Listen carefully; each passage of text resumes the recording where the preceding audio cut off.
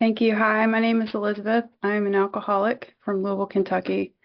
I got sober on June 3rd, 1988, at the age of 21. I've now been sober 36 years, and I'm 57 years old.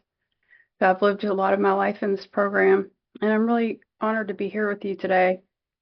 But even more, uh, I've been thinking about how grateful I am today for the things that I would not have if I weren't sober, starting with my life, because I'm very, very sure. I was just telling someone a story that the very first time I drank, I was in a blackout. I had to be told the next day what I did, and I had scratches and bruises all over me. And I kept going back to the kitchen to get something to drink. And my mom said, "Are you hungover?" And I thought, how did she know? How did she know that? But, throughout my life, I've always hit these places where I thought something was wrong with me. I wasn't quite sure what it was, but I couldn't understand how come everybody else seemed to know what to do. Like y'all seem to have a rule book or somebody told you how to do something or what to do and how to do it. And I always felt just really lost. I have this picture of myself when I was 5 years old and I was taking ballet class because I grew up in that kind of environment, ballet class and all that. And we all had these little lamb costumes on with the long ears. And in the picture, everyone else has already started standing up to go to the next move, and I was still sitting on the stage. I don't know. I haven't thought about that in a really long time, and I don't know why I just thought about it, but it's such an example to me of how, just looking at everyone and feeling slightly different. And I didn't know what that was for the longest time. I am so blessed to I am neck deep in AA service right now, and I do a lot I spend a lot of my time at a newcomers meeting. And it's such a beautiful thing to see people come in and realize that alcoholism is their problem and that there's a solution to it. Because that's the same thing that happened to me.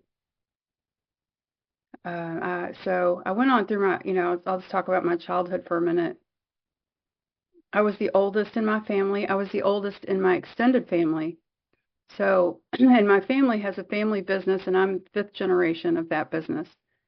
And so a lot of people kind of gave me the impression that you grow up, you go to a certain university, and then you marry a certain kind of guy, and you go to a country club and play golf and tennis, and you wear pink and green, and then but I was also right at that place where women have careers.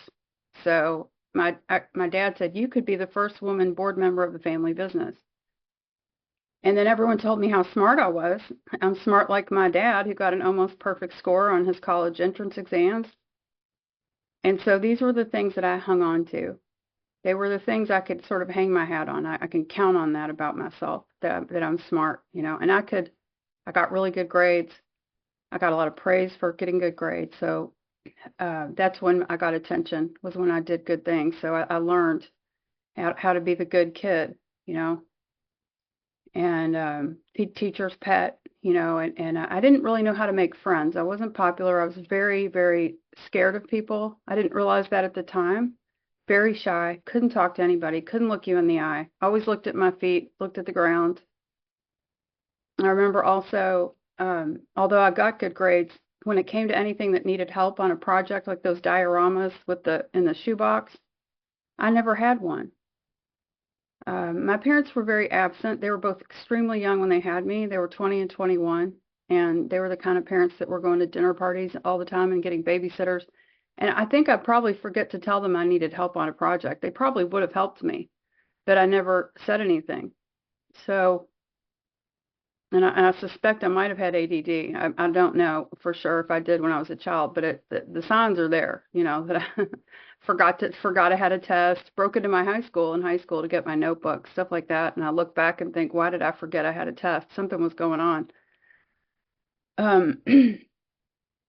And then by the time I was in middle school, my mom had remarried and sent me to a private school, and I didn't have the right clothes, and I have this turned up nose, and Miss Piggy of the Muppets was popular then, and I got called names, and they made me cry every single day. And it just, I dreaded going to school. Um, it was awful. I mean, it was horrible. And I didn't even want to tell my parents what was going on because my mother was very pretty and very popular, and I was afraid she would agree with them and say, "Oh yeah, look at that," I was terrified. So I had this whole world inside my head. I don't think anybody would have suspected. Most of the time, like at home, I was a different person than I was at school. We had two stepbrothers that my sister and I were similar ages. We went on great vacations and stuff because my stepdad had money, and that part was great. Like I have great memories of those times. But he was also bipolar, which I didn't know he had a diagnosis. And they would fight and break up and get back together and fight and break up, get back together. And my mom would frequently take us out of the house in the middle of the night to go to someone else's house. And I still know these people. I'm in Louisville. It's small. Like we know, we still know all these people. So it's kind of interesting. A lot of these people are in recovery now, right? That were around us growing up. But having that kind of chaos, I remember being afraid to go in the kitchen because our whole lives revolved around this man's moods, and I didn't, and so I would be afraid to even know if I could go make a sandwich in the kitchen because we didn't know what kind of mood he was in. We'd hear the car in the driveway, and you'd go kind of, you'd sit up at alert and wonder which version of him is coming in the house because one week he'd say, "Oh, are you guys watching Saturday Night Live? That's great, kids." And then the next week he would say, "Why are you all awake?" And we'd scatter to our rooms. So the reason I tell you about this is because what it created in me was a character who learned how to cope with my life, which is somebody who always had all the answers. My dad would say you should know better. I saw him on the weekends, and yeah, my dad would say you should know better, and so I should know better. I should always know things. So I hung that. I was going to be smart. I was going to have all the answers, and I was always going to know what was going to happen. I was going to, be as organized as I could be, because being in chaos and not knowing what was going to happen was an awful experience, right? Also, I found out only a couple years ago that we're pretty sure my mom was leaving me alone a lot before she got remarried when I was very, very young. So I became a little adult. I was taking care of my younger sister. People would always tell me that growing up. "Oh, you always took care of your sister. You always like made her lunches and all this stuff." So I become an adult who's very self-sufficient, who doesn't ask anybody questions because nobody's there to ask. And if you do ask them, they're going to be upset or annoyed. My mom always seemed to kind of treat parenting like a chore. She was not very present. And God love her, she was very young. I'm not sitting here trying to bash her, but to acknowledge that it left me with characteristics that were not helpful, especially in recovery, right? I know everyone here, there's a lot of people here who really know what recovery is and what it's about. So being self-sufficient is not quite the best characteristic to have to get into the steps. But anyway, so I start drinking at age 15, almost 16. Get drunk the first time, love it. Oh my gosh, what is this stuff? I start smoking marijuana as part of my story, and I could do that more frequently. It was easier to get and hide than alcohol. And within 3 months, I get kicked out of school. I get kicked out of the first school, and this is devastating. Being the oldest, being the oldest grandchild, I'm just filled with shame, and I didn't know it at the time. I just wanted to disconnect all the time from everything, and I get shipped off to boarding school, and I get sent to a place that's cold, has a lot of snow. It's north of Chicago, and but I didn't care about any of it. I just wanted to get high and drunk every chance I got, any chance I could get. I just wanted to do that all the time from the start. Where has this been all my life? I should note also, after I started, the popular girls at school started talking to me because they heard who I'd gotten high with, which were really my sister's friends. So I literally thought it changed my life. I went to boarding school, and It was really lonely up there because a lot of the kids lived in the Chicago area, so they would go home on the weekends. So the people that were left over, there weren't very many. But we would just go out in the woods and get high every chance we got, all the time. I mean, somebody always had it. It was definitely like those John Hughes movies. In fact, that some of those were filmed in that area. He's from that area, so it was kind of funny when I actually met somebody who grew up there, and they were friends with his family. And yeah, they like the guy knew the house of the party that was in 16 Candles and stuff like that was near these places that I was going. And these kids would have these huge parties. We would get signed out on the weekend to go to these parties. We would call from a payphone and act like we were the person's parents. Oh, Elizabeth is coming to stay with us for the weekend and stuff like that. But they really were all night I don't know where the parents were. They weren't there. But I remember just so many times where I only remember part of the night. It was like just a slideshow of images. And it's such a good metaphor for my life while drinking, just lost, confused. I don't know what's going on. And then I convinced my mother to let me take my car to school. And you know what she said? If you take your car to school, you're going to get kicked out. And it only took a week. I literally only took me a week. I had signed out too many times and then canceled, and I was afraid I'd get in trouble. So I had to go back to campus that night. And I was wasted, drunk, loud. And they said, you go see the dean on Monday. And I knew.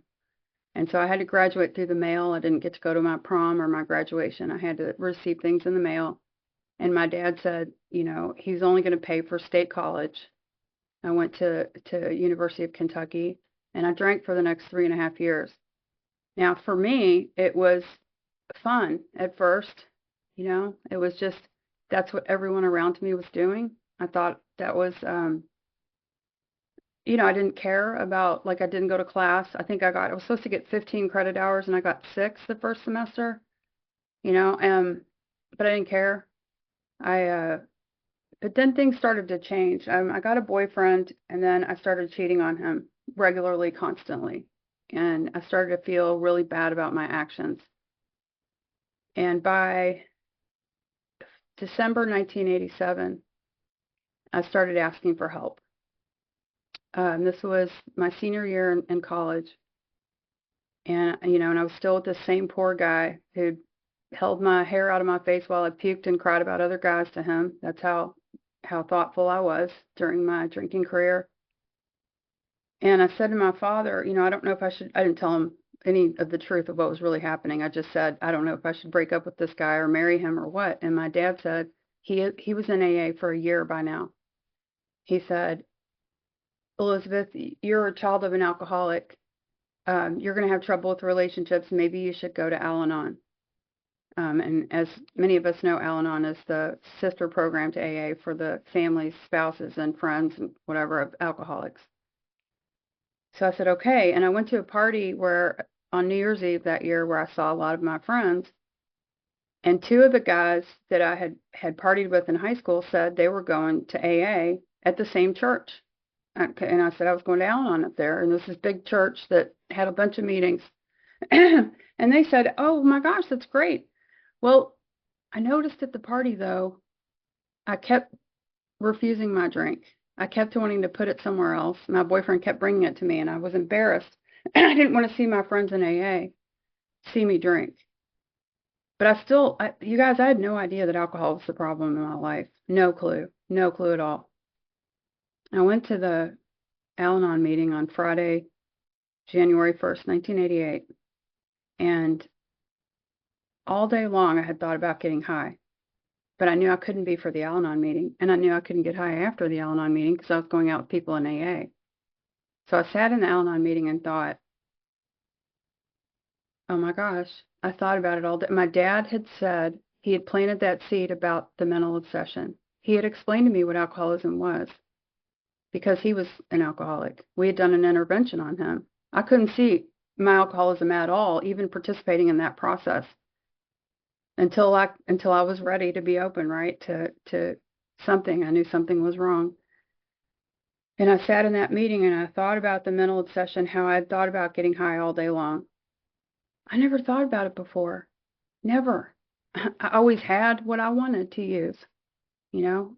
I'm still the same way. We have a favorite LaCroix sparkling water drink. We always have it in the house. My husband knows. I'm like, don't let us run out of this, right? I'm spoiled. I like to have what I want. I never gave it a second thought until I was faced with a situation where I couldn't be. And also in that meeting, I heard them talking about alcoholics. And I thought, wow, that sounds like me. So I decided I was going to start going to AA and I was going to stop drinking and using until I found out if I was an alcoholic.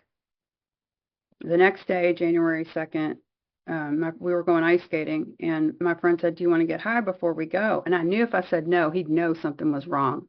So I said yes.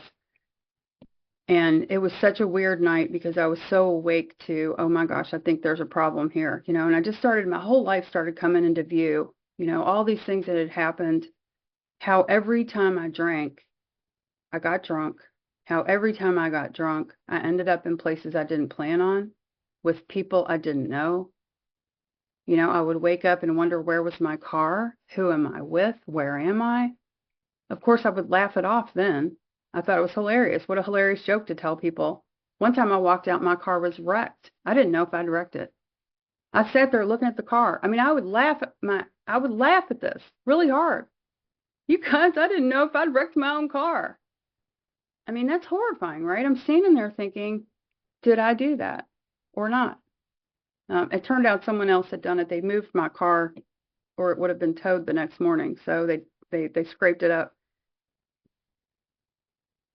But sitting there, I started thinking about everything. Like, I started to see the truth that every time I drank, stuff happened and it was not good. So I went to the meeting the next night, on Sunday night.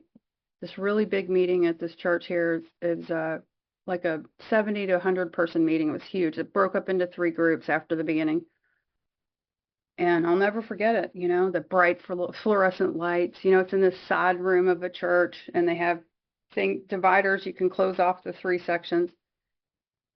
And I'm sitting there in the circle, and it's one of those meetings where everybody introduces themselves. And my heart starts beating. Here comes my turn to talk. I would not cross the room to get coffee. I was terrified. And then something happened, I started to hear people talk about how they felt on the inside, that they felt fearful, they felt insecure. They were talking about things I never heard people talk about. I lived in a world where you talked about, whether you got the latest Gucci handbag, right? Or your cute Ralph Lauren, whatever, I mean, nobody ever talked about what was really going on, ever. So I heard this. I felt like people were reading my mind. And I was hooked from the start, immediately. I loved AA. I was terrified. I still, I wasn't so sure about sitting in a group full of people, but I was lucky because I had some friends in AA already. And that night they took me back to one of the person's houses, and they're all talking to me, right? They're giving me, she's the new one. They're giving me the newcomer attention, on day one. And I said, you all sound so smart. Like, how do you learn all this? And they said, oh, you need a book. And they gave me my first big book, which was a 3rd edition, and it had somebody else's writing in it, somebody else's book they gave me. I had it for a really long time until I gave it to someone else. And this set me on this journey that I've been on now for a long time. I've gone through some different phases in recovery. The first phase was get sponsors that don't tell you what to do, and now that you're sober and you've got some self-esteem, just go ahead and run your life. And you know what? I did a pretty good job for a long time. I was one of those little, too smart for her own good, but managed to succeed very well in my 20s. I had, I got married. I had a business. I had a beautiful house, kids. I was on TV for my work, in the newspaper. I was one of the first people in my area that was doing websites, and I would do big talks to companies. I'm 25 years old, and I'm talking to CEOs, twice my age about why they need a website for their business, and that suited me really well. I loved being the little smart one, especially I was more blonde than I am now, so they would kind of look at me funny when I'd walk in the room, like, who's this young girl coming to tell us what we need? And then I would watch their faces change as I started to talk because I knew what I was talking about, and boy, I love that. But around about 11 years sober, I stopped going to meetings. My life was way too busy. And I didn't know I had what they now call meeting-based sobriety. Back then, a lot of people were reading self-help books. We did somebody's step study from somebody's printout from somewhere. It had very little to do with the AA Big Book. I know I'd read it, but not probably all of it, probably not much. Definitely didn't study it the way we often do now. And by 14 years sober, I had lost my marriage, my house, my business was faltering. And I had gotten into a relationship with someone, and it was a bad one. It was a bad relationship because before therapy, this is a joke. Before therapy, I would date emotionally distant men like my dad, but this guy was more like mom. And I had found out that my mom had an inability to love me, and was very, her messages to me caused a self-talk that was very negative. And this guy was really smart, and he blamed me for everything wrong with the relationship, and I took the blame. And my self-esteem plummeted as, you know, just the way he treated me. He contradicted himself 2 sentences away from each other, and just, it was a mess. I let my electricity get turned off. I let my car get repossessed. I had 2 little kids I was taking care of. My business was failing. I'd stay up till 4 o'clock in the morning trying to make sense of what was happening, and I would be useless the next day. And even I knew this did not look like 14 years sober. This is not right. Something's wrong. And I landed in, and I tried to break up with the guy, and he'd constantly tell me everything I needed to hear to get me back, and I would always go back. And then he would continue to treat me in a way that made me feel bad about myself for accepting it. And one night I end up in the parking lot of our Alano Club, and I'm crying, and I'm thinking, what is wrong with me? Again, what is wrong with me? Why do I keep going back? I've read every book. I know every reason, you know, why this hooks me in, you know, when he tells me everything I want to hear, but I can't stop. I can't stop. And I looked at my arm, and I felt like I was trying to use an arm I didn't have. And I thought of Bill W. I thought of when he talked about powerlessness. And it hit me. This is what they're talking about, isn't it? This is it. I can't stop doing something that's, you know, ruining my life. No matter how much I know about it or how much I understand about all the dynamics, all the books I've read. And that weekend, this girl asked me to sponsor her, and I didn't have a sponsor. I knew you had to have a sponsor to be a sponsor, and I felt like God was doing something for me. So I said yes to her, and I promised myself I was going to go to this meeting on Tuesday night and get a sponsor. There were a lot of ladies with long-term sobriety. Well, I was running late. I ran late for everything in those days. I couldn't be on time to save my life. Everybody knew that about me. Everyone. Elizabeth's always late. And so I went to a different meeting that was closer to my house and started later. I was still late to that meeting. I didn't know anyone at that meeting except for one lady. I didn't want to ask her to sponsor me. But I thought, it's okay. I'll call the other people later in the week. So I went to that meeting, and I walked in. And at the podium was a woman I'd gotten sober with. And where I got sober, and I love those people, but we were all in therapy, and our meetings were more like therapy sessions. And I'm not going to trash them, but you didn't hear much about AA except for the 12 steps. But I really trusted those people, and they definitely loved me before I could love myself. And I stayed sober. So what are you gonna do, right? Anyway, she was at the podium, and she said, I was 15 years sober, and I didn't have a God of my understanding. And I still like remember that moment because everybody else went blurry except for her. And I just thank God that happened to me, because what happened that night was I got her sponsor as my sponsor. And Camille, she was raised in AA and at the Denver Young People's, and she was taught the Big Book by people that a lot of us hear about now in AA. And she said, if I'm going to be your sponsor, here's what you're going to do, which is very helpful. She said, we're going to do step work out of the Big Book. We're going to read the Big Book. We're going to do step work out of it every week. You're going to come to my house. You're going to get a home group and a service position, and you're going to go to at least 3 meetings a week.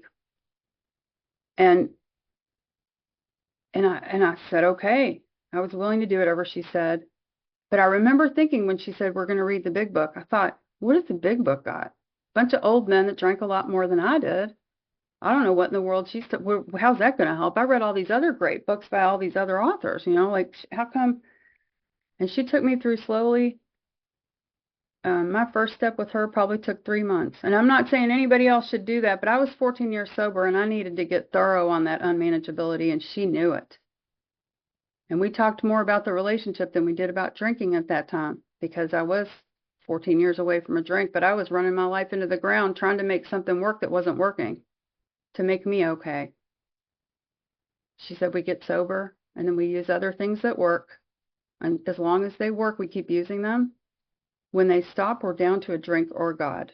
And I have found that to be true. I have heard everything she's taught me has been true. Every single thing, I mean, I've gotten into AA service in the past 4 years, and there's stuff she told me 20 years ago about that's coming up, in my brain. Like, it's like, oh, Camille told me about that. Oh, she told me about that, She's been a very awesome teacher the whole time. I'm so lucky. But we went through my first step at that time very slowly. And I remember at the end of chapter 3, I thought I was miserable. Miserable. She had me do a lot of writing, you guys. And writing, I can't hide from the truth when I write. I'd only previously written at the 4th step, done some highlights maybe, This time she had us writing from the title page on, drawing the circle and triangle, talking about that, all kinds of stuff. And looking up words. And I had an experience that I'd never had before. And I was miserable. I said, am I supposed to be this miserable? She said, yes, because you're supposed to have no place else to go but God. And I love now, I work with so many women, and I say, if you're miserable in step 1, that means you're doing it right. Step 1's not fun. But if I don't see the truth, I'm not going to want a new way of life. I have to see the truth. I have to look at it, put a flashlight on it, and really see what's going on. When you take a flashlight to stuff that's dusty, right? You can really see it. And you can't ignore it anymore. I had a neurotransmitter test, and whatever chemical allows you to ignore things, I've got a lot of it. I had some tax debt for like 7 years, didn't lose any sleep, you guys. So it's really good for me. I can ignore things. But she also had me I'd never read We Agnostics, which was embarrassing to admit. I thought it said We Atheists, and I knew I wasn't an atheist, so I figured that whole chapter didn't apply to me. So I'd never read that. I didn't know. And I love page 53 today. The Bridge of Reason. My bridge of reason changes, but boy, I love it. We don't like to lose our support. We want to sit in the knowns, right? I want to be in the knowns. Things I can count on, like being smart, for example, But anything I'm counting on, any of that prevents a God from having any influence over me, right? I don't have an open mind when I've already filled it with my own answers. Like, thank God I know that today. But I get back to page 53 a lot. I feel it, because they're over there on the shores of faith going, here, step ashore from that bridge. Come on over here. It's great. And I'm like, can't quite. Yeah, I'm hanging on the edge. I picture myself hanging on the edge of that bridge. Like, are you sure if I let go, it's going to be okay? And I'm still 36 years sober. I've faced those moments, Are you sure this works? Are you sure? She had us go through pages 60 through 63 every day for a week and write how I'm doing that everywhere in my life before doing the 3rd step prayer. And that really changed recovery for me, because I didn't know what it meant to be in a dry drunk. I didn't understand what it meant to be in self-will. I didn't know, because on page 60 where it says the first requirement, it says we're at step 3. What does that mean, and what do we do? Which is a great question for that step, right? What does that mean? That's really that sounds so confusing. And it says the first requirement is that we be convinced that a life run on self-will can hardly be a success. But mine was, to me, on the outside. I didn't know what it meant, right? I did not understand, because I could make it look good. I could make it work. I always could. And once I started to see things at 14 years sober, all the things I said, getting the electricity turned off and my car repossessed, and I've got little kids and I'm up till 4, and I saw what that meant. It was not just the external life, but it was also how I felt inside, which was crazy, you know. And also the page before 53 is 52, where it talks about the bedevilments. I never saw that before. I didn't know there were measuring sticks all through the big book. Top of page 18, middle of 52, and 60 to 63 are all great measuring sticks against the promises. Where am I? How am I doing in recovery? In sobriety. See, I bought into the idea that if I'm sober, I'm okay. And that is the goal. As long as I'm sober, I can do everything else. So that is the bottom line. But there's a lot more. There's so many benefits of working those steps in my life, and I had no idea what that meant or what that looked like until I was actually in enough pain that I was willing to do it. And I wish I could tell you it came at 14 years sober. It didn't. I didn't finish my work with her. I got pregnant with my 3rd child. I got really, really, really busy in my life. I didn't have time for AA. One of my kids had special needs. I thought he was just ADHD, but turns out that she was on the spectrum, and we didn't have a proper diagnosis, and my life was crazy, chaotic. It was constantly managing chaos all the time. Oh, we left the dress shoes at Dad's. Oh, we need a poster board. It's 10 p.m. Just constant. Oh, we need another doctor. Oh, the school called again. And I was the one managing all the time and the money for my first 2, actually. And it was a lot. And I didn't have a program. So I ended up being, my kids have never seen me drink, but they've definitely had a mom that yelled at them. I also had untreated ADD until 2008. I didn't know that. I just knew when the kids were running through the kitchen while I was trying to make sandwiches, I was coming out of my skin screaming at them to be quiet because I couldn't think. That's what it feels like. And I didn't know that's what it was for a long time. About 8 years ago, some things in my family changed, and my dad got remarried, and we stopped seeing him. And I was devastated. I love my dad. We had a relationship for a long time. And it was hard. It was definitely one of the biggest things that happened to me that I had to really write a lot of inventory and do a lot of prayer and do a lot of all the AA tools, all of them, especially sponsorship. Oh my God. My sponsees take me away from the pain because it takes time. Some of these things take time just to process, just to, it's not instant. At least it hasn't been for me. Turning my attention to God, asking God what I'm supposed to do in the moment, and then going and helping other people in AA. That's what helps me with the things that are hard in life. But sometimes it takes time to get through the feelings of what's hard. I recently, I'm skipping a little bit around.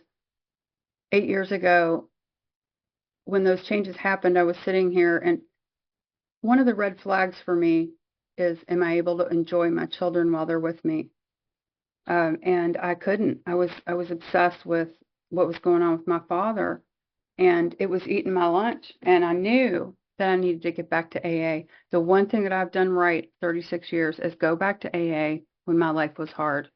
When I had gotten away from it, when I wasn't active, I would go back and raise my hand. And that's what I did that day.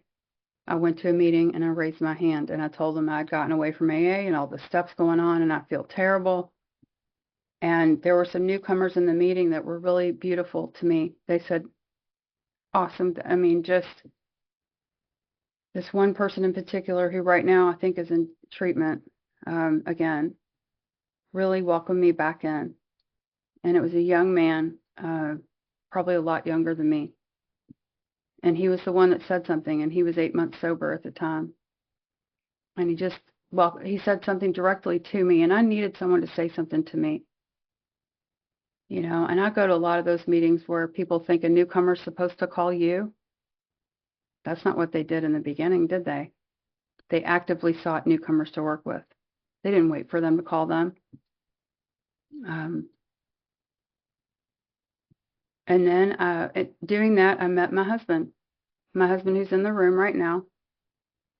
And oh boy, so here's something my sponsor told me. She said, God will find ways to draw you closer to him. And when I got with Rob, I didn't know. I had hoped to be a wife again. I had hoped to have a partner again. I had been single for a really long time, partly because I was too busy with the kids to have time to date. But once I got with him, I realized, I had not lived with another adult for 20 years, and everything was about Elizabeth's wishes and how Elizabeth wanted things all the time. And I was very demanding, self-centered, selfish, controlling. And I'm with a man with a huge heart who's very laid back, who rarely complains about anything, who rarely criticizes unless he's being criticized. And I started to realize I don't want to be this person anymore. I want to change. And I would call my sponsor, and I would usually complain about him, and then she would point out that it wasn't him that was the problem. And mind you, I got him after a relapse. He was in early recovery, so it was real easy to point the finger at him. It's got to be him, not the 28-year sober woman, right? Can't be her. But it's been, challenging relationship. I've been with him through 3 relapses, only 2 that I knew about. But it has been the most incredible growth experience for me, because I loved a man. I left so many people. I walked away from so many people for so many stupid oh, that guy's this and I don't like that. But with Rob, there were times I wished I could have walked away when he was going through relapse, or right before relapse, which is not fun. If you have a partner like that, you know what I'm talking about. And I couldn't. And what I've definitely learned is there's so many times I'm put in a corner, and I can't use the old tools. They don't work. The old tools don't work. I'm not quite sure if the new tools are going to work, even though they always do. They don't always work so fast, so I have to trust God. I have to wait. There are so many times I've been put in situations where I no longer had Elizabeth's answers, or Elizabeth's self-will, or Elizabeth's, tools for doing something. They weren't going to work, and I didn't know what to do. And I had an experience with my higher power in May of 2022 that I actually did an entire talk on. It's actually findable in the Fellowship of the Spirit, Toronto. But my husband was in his relapse, and he said he didn't think he loved me anymore. We had talked about getting back together, and I was devastated because he's the love of my life. When you meet the love of your life at age 50, and I'd hoped my whole, everyone else seemed to have their person except for me. And then that just seemed so amazing, like this, that he loved me, that I loved him, that was something that could never be different, that could never, I believed in it so strongly. And then for that to happen, I was knocked out of my own life. I felt like my entire life was ripped away from me. I was completely lost. I felt like 1,000 knives were stabbing me in the chest, and I couldn't stay in my house. I couldn't sit here. I woke up at 4 o'clock in the morning, and I thought, what am I going to do? So I Googled places to watch the sunrise, Louisville, Kentucky. Even though I've lived here my whole life, I'm usually the kind of person that stays up late and sleeps late. And I went to the park, and we have this beautiful park system here designed by Frederick Law Olmsted. And he's the guy who did Central Park in New York. And I went to this Cherokee Park, and I sat at a place called Behringer Hill and watched the sunrise. And I brought a journal and a pen, and I started writing a letter. I didn't know I was writing a letter to God. I just started writing. And I said, what now, God? And I don't know if any of you guys have been to those 2-way prayer workshops. And you can look this up, 2-way prayer. It's like written 11th step work. And you can look it up. I'd been to these workshops, and these people would read their 2-way prayer. And they'd always start the part where it's like you write down your prayer to God, you pray, and then you write everything that comes back to you, every thought that comes to you. And then they would always start it with, my beautiful child. And I remember thinking, we don't talk that way. I don't talk that way. That's just too fluffy, right? Nah. But that day when I wrote it, that's what came out. I'm writing, what now, God? I wrote, I'm really hurt. I'm scared. I don't know what to do. And then it started that way. I could start crying right now. It said, "My beautiful child, do you hear the birds? They are all around you. Some are close, some are far, some are loud, some are quiet. That is a sign that I am with you. I am always with you." And it goes on. And my pen, I'm just going like this with one of those fast writing gel pens, right? And it says, "I know you want to understand. You will. Everything had to happen this way. All you have to do is follow me. Just walk. Keep walking. And I will never leave you." And all this stuff. And it was, I still have the notebook right behind me. And it was just, I get done with this and I'm like, is this real? Was this real? Did this really happen? And I called a friend of mine who, we all have that friend. I don't know about you guys, but thank God, right? I have this friend and she knows about things like this, and I called her and I said, "Is this real?" And she said, "Yeah, that was real." And I will tell you that at the time, nothing comforted me except for that. That did. And I felt the nearness of my Creator in a way that I never had before. But I had to be without everything. Without everything. Anything. I had no answers. I didn't know. I mean, I had planned my whole life around this man. We were going to get an RV and go flip houses and, spend our retirement together. I mean, everything about my future was tied to him, everything. So when he was suddenly now gone, and, it was just like, and everything, like my foundation, I thought he loved me and I loved him. And so I'm sitting there and it taught me. It's so funny. It was like it threw me in the deep end of the pool, right? Spiritually. And I would tell people I spiritually leveled up this year. And they're like, "Wow, I'm sorry." Because they know what that means, right? It's really painful.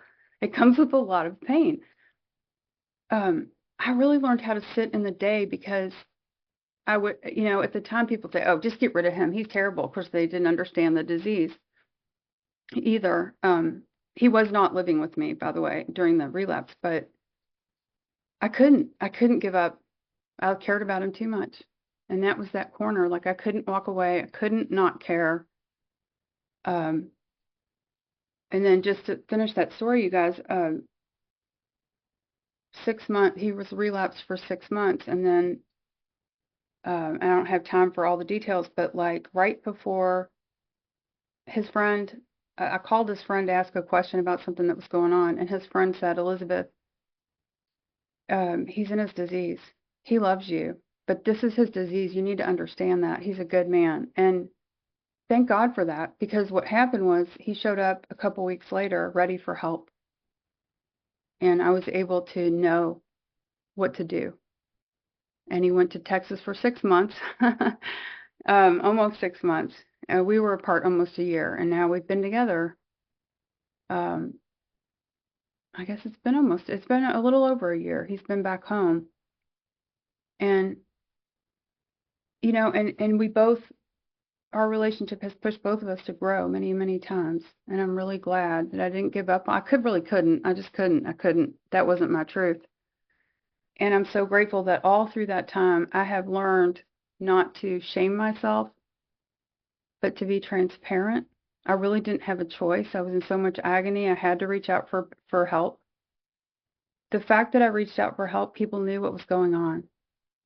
And there was a night, do you have till like 12:55, Glenn? Give me a thumbs up. Okay. There was a night in August of 2022. Something really painful happened. And I decided I was going to get drunk or hurt myself. I was 34 years sober. I had heard about people going back out after decades of sobriety, but I didn't know how it happened. And I think somewhere I thought I was immune. Okay, thanks. Somewhere I didn't know that I thought this, right? That I thought, I'll probably never drink again. That'll never happen. But that night,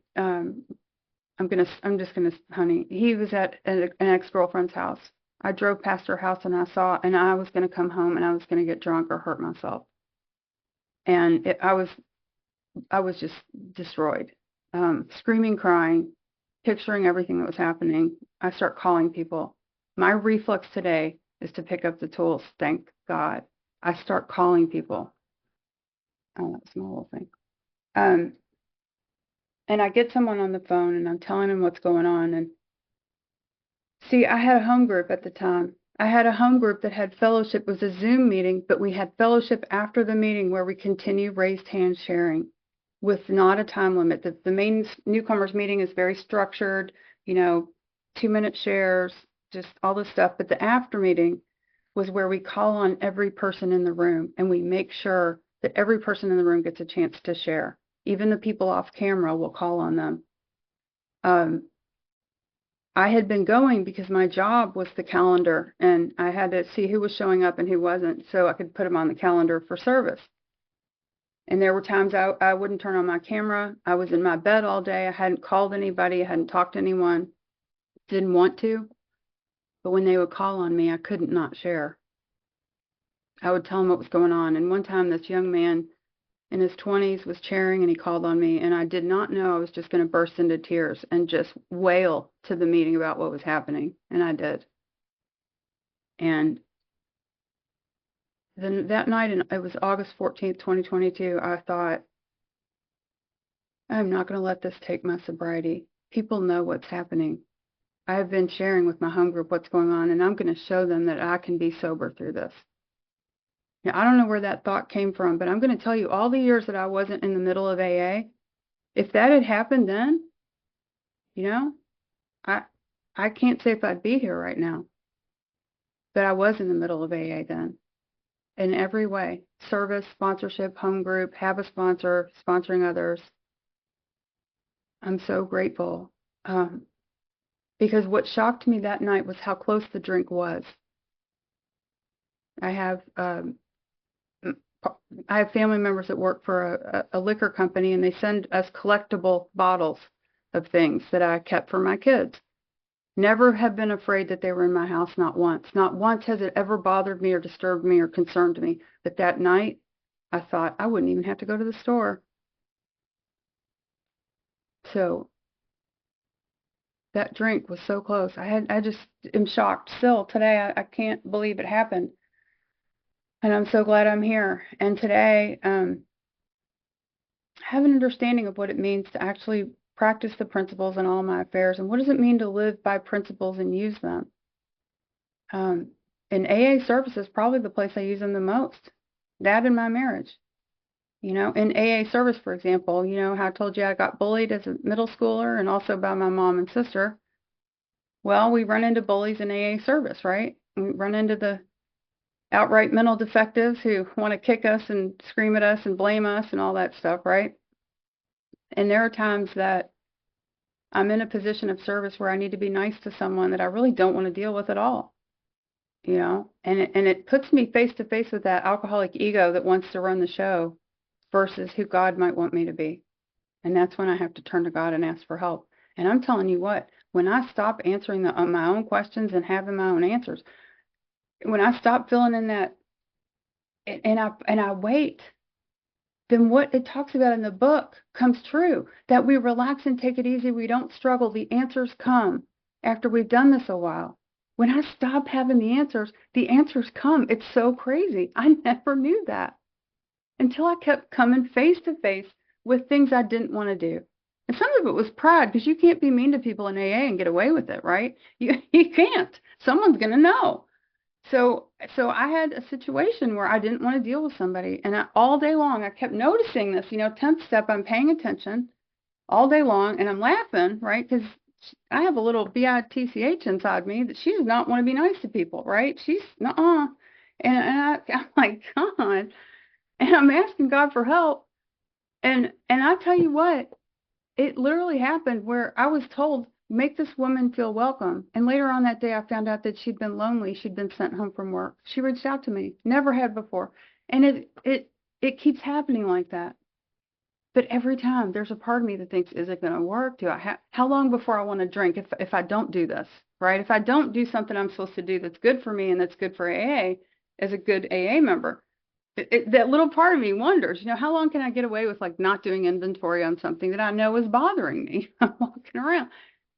But it's one other thing my sponsor told me that has always been found to be true. She said, you have to keep growing. You have to keep on growing. And I have found that to be true because my disease is walking behind me, you know? It's right there ready to take over. And the thing about how our defects aren't comfortable anymore. There's ways that I am and there's things that I do that I don't like anymore. It's not fun anymore. I don't want to be a person who feels ill will towards another person. I don't want to be that person anymore. I can't stand the pain. My tolerance for pain has become less, not more. And thank God we have a way out of that. Every day, every moment, I can turn to God and say, help me.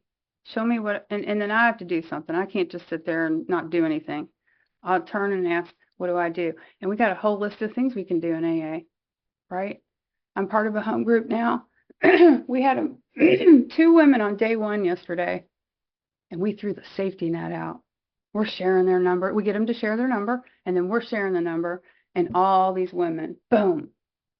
And this happened to a girl. She's 6 days sober. Guess what? She's helping that woman. She's already on it. I said, just like we did for you last week. She said, I can't believe how many people have been contacting me. I said, that's what this is. And it's amazing. So I always have something I can do to get out of myself. And I just want to thank you all for being here today. I'm so grateful for my sobriety today and everything that it's brought with it. It's such an incredible way to live.